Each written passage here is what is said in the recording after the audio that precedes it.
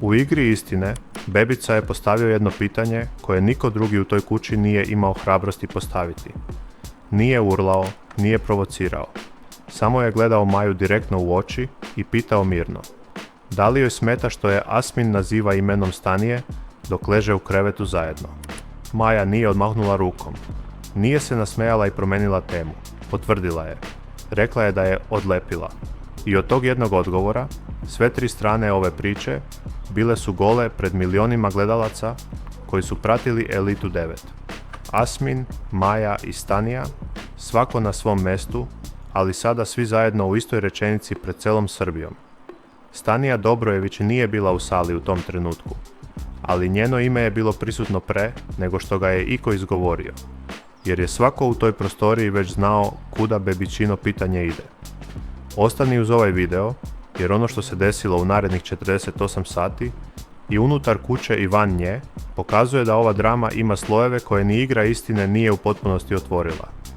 Asmin Đurđić ušao je u Elitu 9 sa Majom Marinković kao zvaničnim parom. Nisu bili tajna veza ni nešto nejasno. Bili su par, javno i jasno, pred svima od prvog dana. Ali istovremeno, u istoj kući živjela je i Stanija Dobrojević, njegova bivša devojka. Za gledaoce koji nisu pratili Elitu od početka ove sezone, ovo zvuči kao standardni reality recept. Bivša i sadašnja pod istim krovom. Drama zagarantovana. I jeste. Ali ono što ovu situaciju odvaja od svega što smo gledali u Eliti do sada, nije to što su dve žene u sukobu oko istog muškarca. To je to što je sukob nastao iz nečega mnogo privatnijeg i mnogo tišeg od svađe ili javne provokacije. Asmin se nije spotaknuo pred kamerama. Nije rekao nešto pogrešno za večerom i nije pogledao Staniju na način koji bi se mogao interpretirati. Ono što se desilo se u krevetu nasamo, između njega i Maje i izašlo je na površinu tek kada je Bebica postavio pitanje koje je već dugo lebdelo u vazduhu te kuće. I tu leži prava razlika između tipične reality drame i onoga što pratimo u ovoj priči. Tipična drama počinje svađom koja eskalira. Ova drama počela je tišinom koja je trajala predugo i morala je u nekom trenutku da pukne. Pre nego što pređemo na igru istine, treba da razumeš jednu stvar. Maja je ušla u ovu situaciju sa otvorenim očima, bar što se tiče javnih informacija. Znala je da je Stanija u kući. Prihvatila je to kao deo igre. Ono čega nije bila svesna, bilo je koliko je Stanija zapravo tu, ne samo fizički, nego u Asminovim mislima. Igra istine u Eliti ne postoji radi zabave, već postoji iz jednog razloga. Da izvuče na površinu ono što su svi već osjetili, ali niko nije imao hrabrosti izgovoriti naglas. Bebica je to razumeo pre nego što je otvorio usta tog dana. Pitanje je bilo jasno i konkretno, bez uvijanja i bez prostora za interpretaciju. Da li Maji smeta što je Asmin naziva imenom Stanije dok leže u krevetu? Ne hipotetički, ne u teoriji. Pitanje je pretpostavljalo da se ovo već dogodilo, da to nije ni jedno ni drugo spekulacija. Sala je zautihla na sekund koji je trajao duže nego što bi trebalo.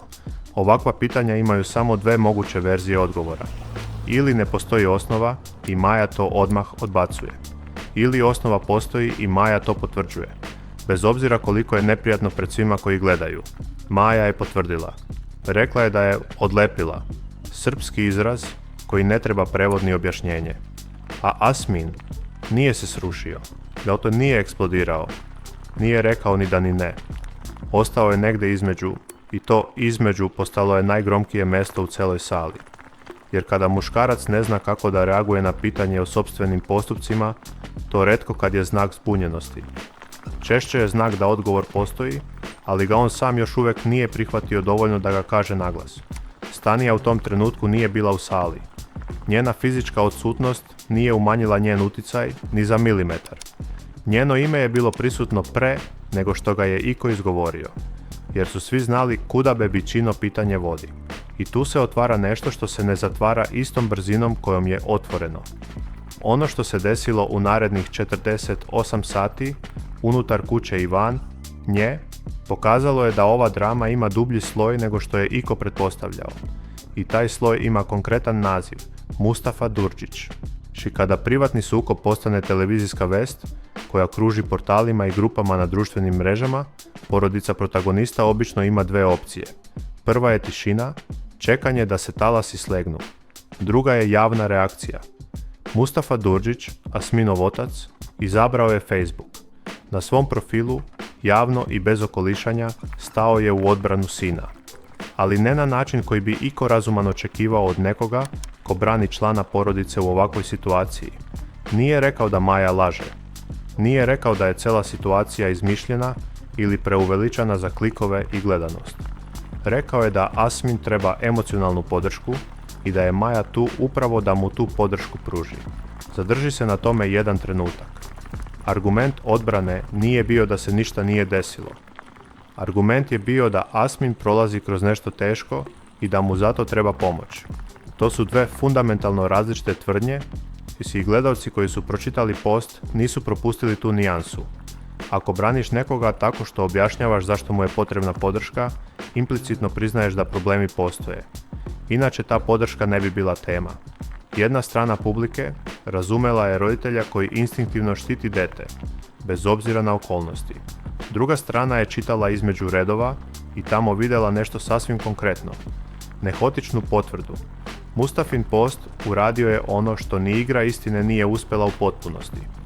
Premestio je celu priču van zidova reality kuće i postavio je u javni prostor gdje svako može slobodno da je komentariše, analizira i sudi.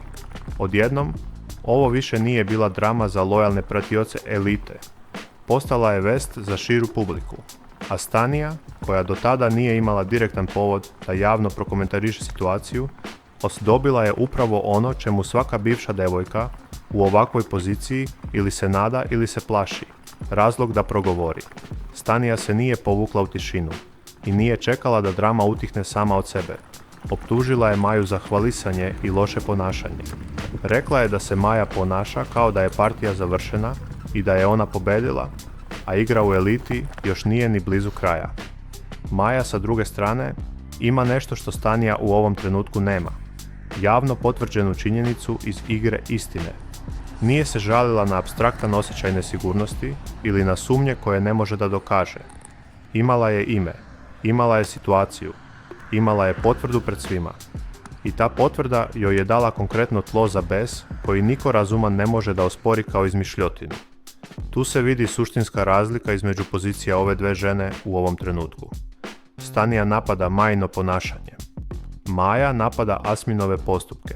To su dva potpuno različita fronta u istom ratu i upravo zato ovaj sukob nije lako rasplesti niti ograničiti na jednu rečenicu ili jednu scenu iz emisije. A gdje je Asmin u svemu ovome? U poziciji iz koje ne postoji čist izlaz i to nije metafora za dramu. To je stvarna zamka. Ako javno i nedvosmisleno stane uz Maju, Stanija dobija gorivo za naredne nedelje u kući. Ako pokaže i minimum neoprezne bliskosti sa Stanijom, Maja ima živu potvrdu za sve ono što je osjetila od igre istine. Ako pokuša da ostane neutralan i ne stane ni na jednu stranu, gubi poštovanje na obe strane u isto vrijeme. Ono što gledaoci sve glasnije komentarišu na forumima i po komentarima nije pitanje ko je u pravu između Maje i Stanije. Pitanje koje se ponavlja svuda je mnogo jednostavnije. Da li Asmin uopšte zna šta hoće? I to pitanje nije namenjeno ni Maji ni Staniji. To je jedino pitanje u ovoj celoj priči koje zapravo ima smisao i koje jedino Asmin može da razreši. Jer ovo nije priča o dve žene koje se bore oko jednog muškarca.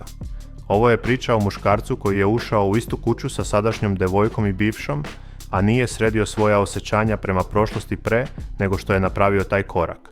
Dakle, šta smo zapravo dobili iz svega ovoga?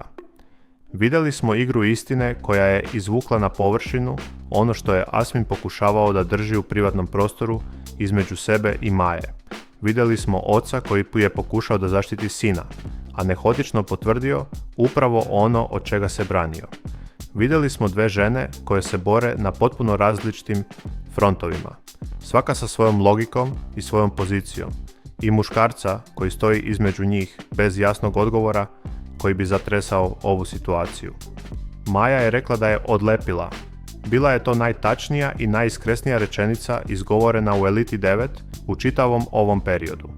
Ali ključna stvar ove priče nije ko je rekao šta i kada. Ključna stvar je da se sve ovo moglo izbeći kada bi jedan čovjek pre ulaska u reality kuću sa dve žene koje su deo njegove prošlosti i sadašnjosti bio iskren prema sebi o tome šta zapravo osjeća. Elita 9 ima još dosta vremena pred sobom i ova trojka daleko je od toga da je završila svoju priču u toj kući. Svaki naredni tjedan donosi nove momente koje je lako propustiti ako ne pratiš pažljivo. Ako hoćeš da budeš u toku pre nego što ih mainstream portali uopšte primete, klikni na video koji kod je na ekranu sada. Tamo sam razložio još jedan elita moment koji je prošao ispod radara, a govori mnogo više od onog što je završilo u večernjim vestima. Vidimo se u sljedećem videu